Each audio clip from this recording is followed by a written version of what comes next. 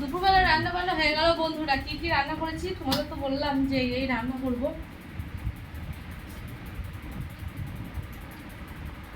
তো এখানে ডাল, এটা হচ্ছে যে আলু দিয়ে মুসুরির ডাল করেছি, এ দেখো শুকনো লঙ্কা ফোড়ন দিয়ে।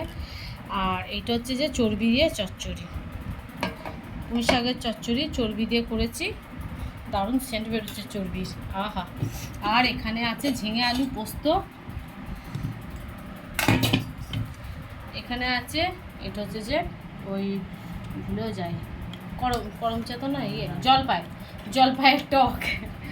আর এখানে আছে